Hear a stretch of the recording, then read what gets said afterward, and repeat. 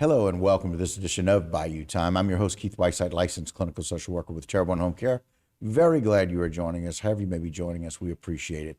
The one thing I always appreciate is the people who are in the trenches. They're making a difference every day, fighting very hard to make a difference for those who are in need. Very glad to welcome back to the program Lawrence Dehart, the Terrebonne Church's United Food Bank Executive Director. Lawrence, glad you're here. Thank you. All right. Sitting next to him, the Spud McConnell, Terrebonne Church's United Food Bank, the Community Relations Director. Spud, thanks for joining us. I've been in the trenches so long, I got trench foot. Trench foot. I need some of that spray. We want you to get out and have a trench coat I need that too. to be able to go and walk around. Thank you guys, not only for being here, but for what you do. And I know, Spud, the only way to be able to do that is to try and find a way to raise money. so that we can fund the programs, the vast number of programs that y'all do. Let's talk a little bit about one of the events y'all have coming up. Well, the next fundraiser that we have coming up, and it's actually the first one that I'm producing, we are going to do a Dixieland Jazz Brunch. Oh, my. This will be, and these are like Pete Fountain class musicians. This is the Asunto Dukes that are coming in from New Orleans with a singer.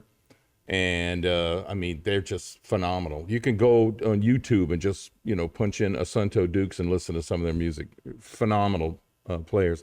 It's a fundraiser for the St. Francis Gardens, which TCU oversees. Right. And it'll be November the 6th, Sunday, November the 6th. There's no Saints game. There's nothing going on, festival, nothing like that. There'll be two seatings, one from 11 to 12:30 and from 1:30 to 3. And the catering is by Michelle's. Oh, nice. Yeah, so it should be some good. And, I'm looking for table sponsors. Sponsor a table. I got 40 tables max. Okay, so I need like $500 to sponsor a table because I know a lot of people are getting hit up now. $5,000. Can you give me $10,000? I'm going. Let's go realistic sums because a lot of people have been hurting. But if I can get 40 tables at $500 a pop, then sell the tickets to go with it. And if you want to, you can buy a ticket just to hear the music. You don't have to go down and hear the brunch. You can sit up in the balcony. This will be the Municipal Auditorium. So you can go up in the balcony and listen to just phenomenal jazz music. And the Rotary Club, Downtown Rotary Club, is going to be selling mimosas and, the lightweight thingies. Makes my wife. Yeah, well, you got to have a mimosa if you're having a brunch. You can't have that. That's exactly right. Yeah. You cannot have brunch without mimosas. That's true. Just got to have But anyway, it'll be November the 6th, and we're starting to push out the information now. So if you want to know more about it, you can call the food bank. Right. What's the food bank's phone number? I only know my number. 985-851-5523. Yeah. 985-851-5523. Yeah, that's he was giving out his cell. Yeah, he was giving out a cell phone. Or you can email me, spud@tcufoodbank.com. Spud@tcufoodbank. No, .org. .org. See. Very good. That's hey, It's too early. Why you got me over here this early? It's always I've only a work in had 6 progress. cups of coffee so far. And so, the interesting thing about what you've been able to do is partnering with Michelle, who does a terrific job. We've had Michelle do that catering for some of our family events. She catered Lawrence's wedding. That's our first cater food. Oh, And it was good. That's too. what I've heard. I heard it was a really good time, and there were really good food, and a couple of people were really pleased to be marrying each other. Yeah. Which is always a good thing. Well, that's questionable. Well, I mean, we'll see as time goes by. Well, right? somebody paid me $100 to stand up and go, who, but I got there too late. So, but I kept $100. Okay. I Well, put it I in petty cash at the food bank. At the food bank. I would expect that you would. But it's really interesting that you are one of the people that with your connections can bring quality music. This would be like going to a jazz club. This is like in going to New Bourbon Street when Orleans, Bourbon Street in its heyday. I mean, these are the Dukes of Dixieland. This is the son of the founders of that group putting together a tribute band to them.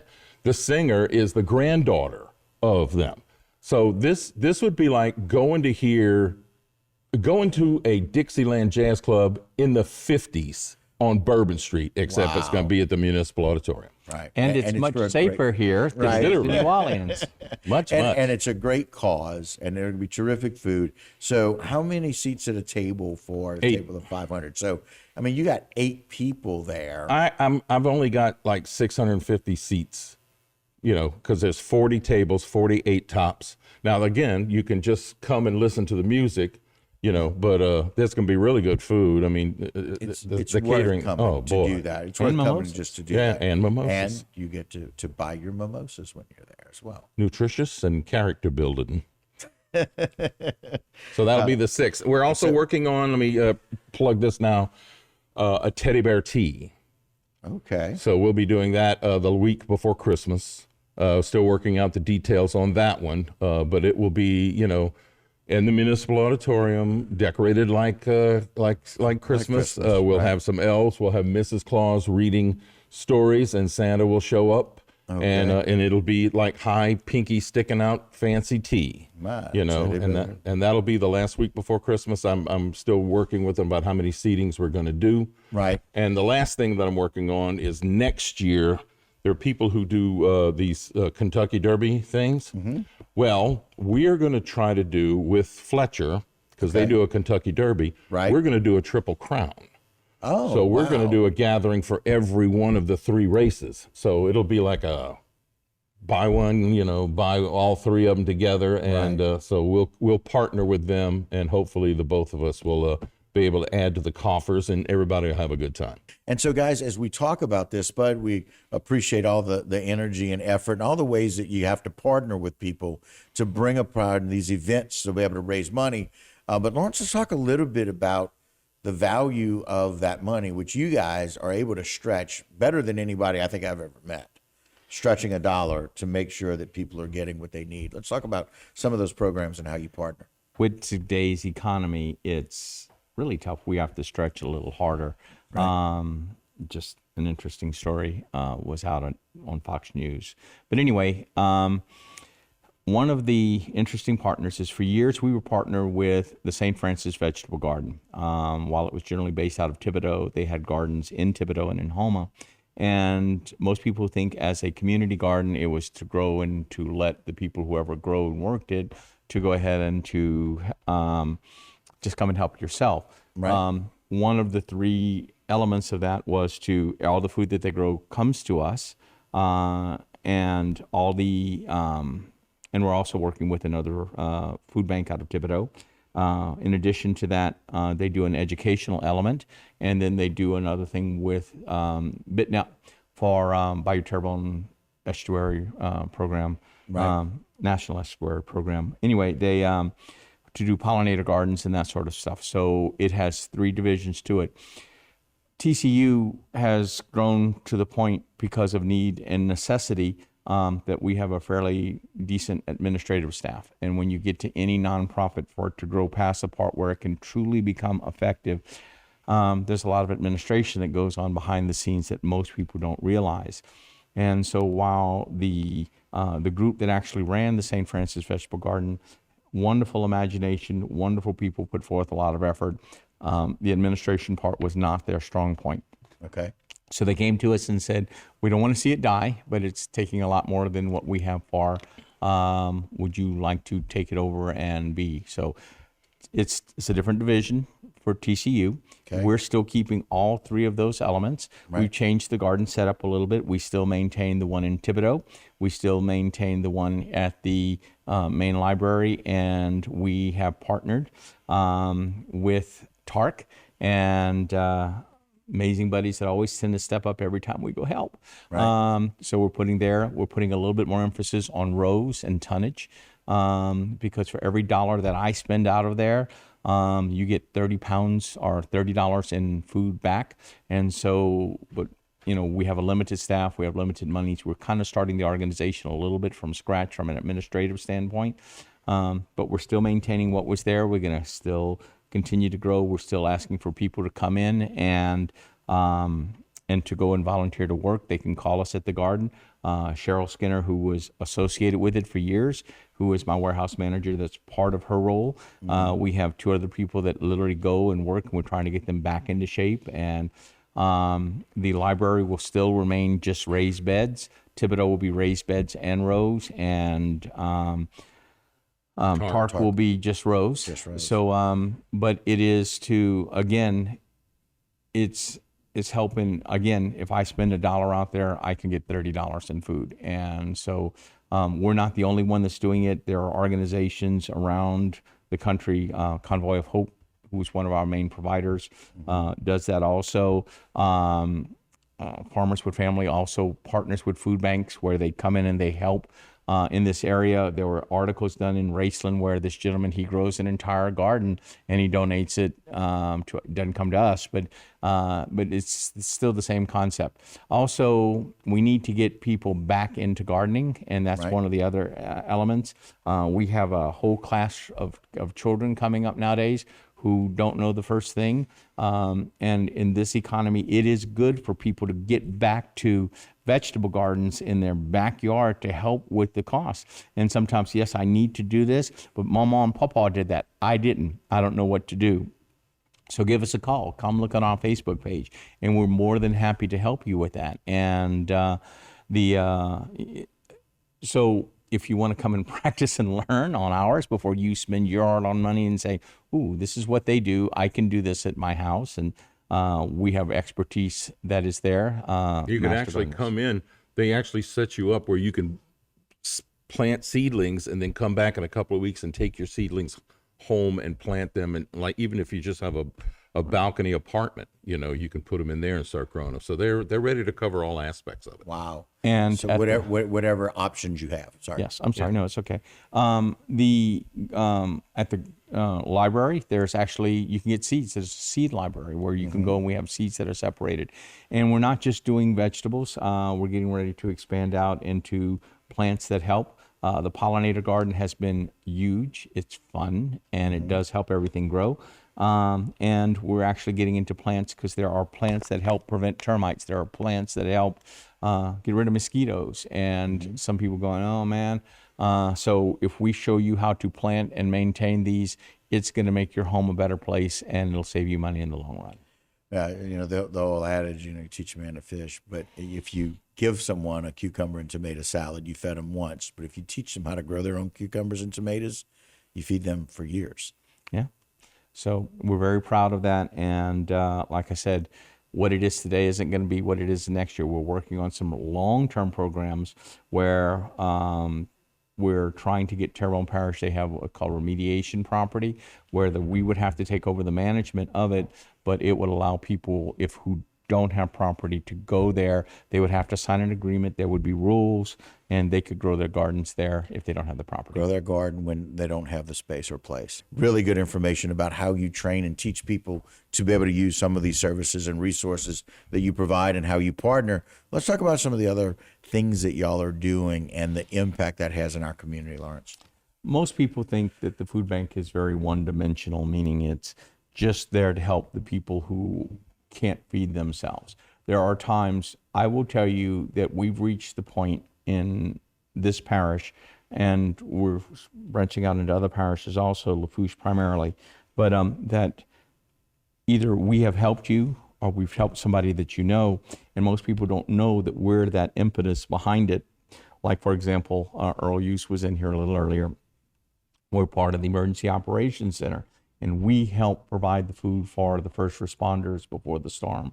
So while that may not be coming into your belly, we're providing them the means to help you.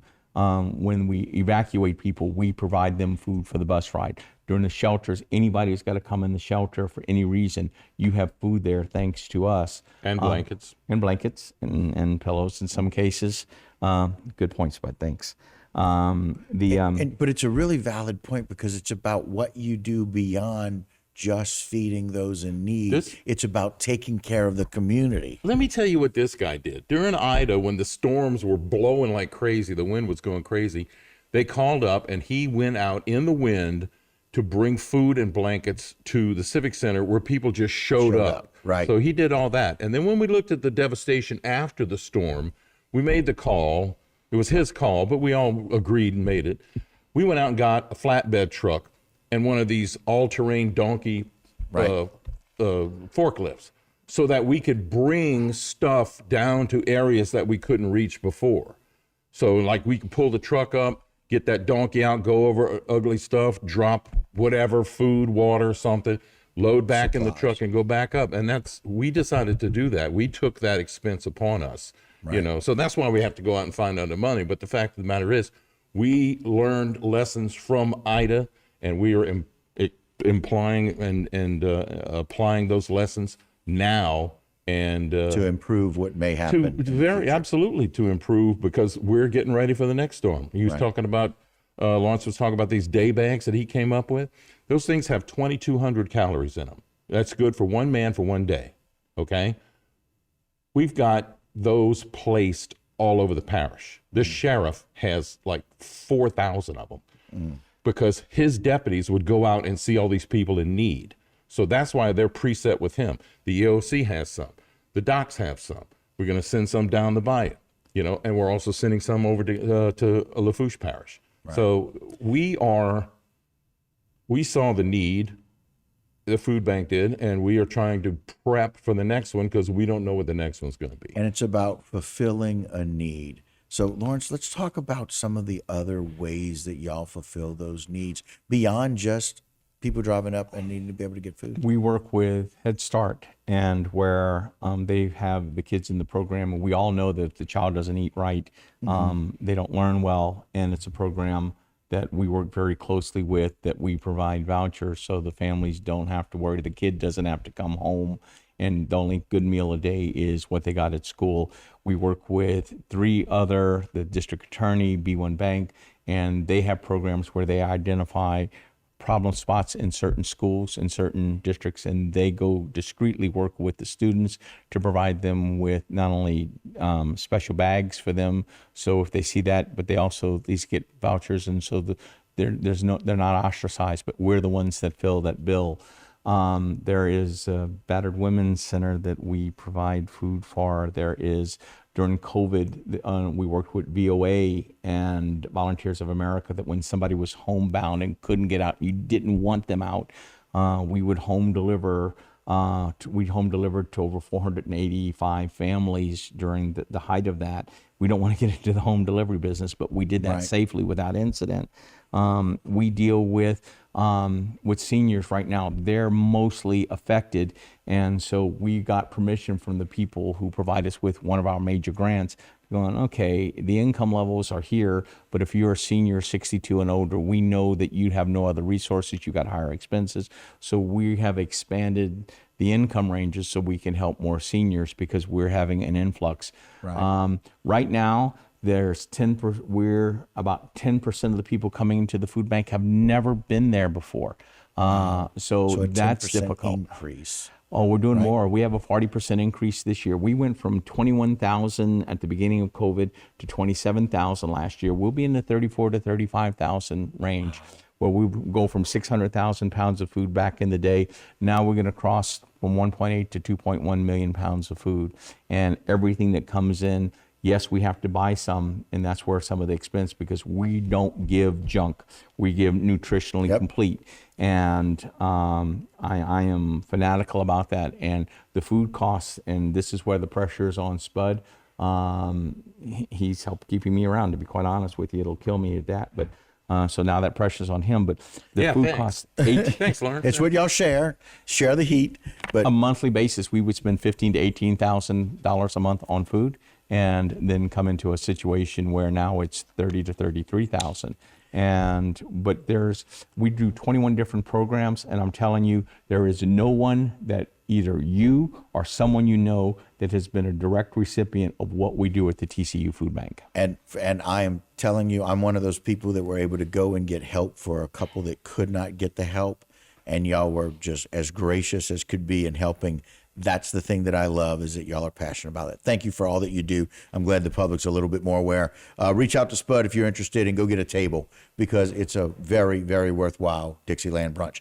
Don't go anywhere. A whole lot more local programming here on HTV.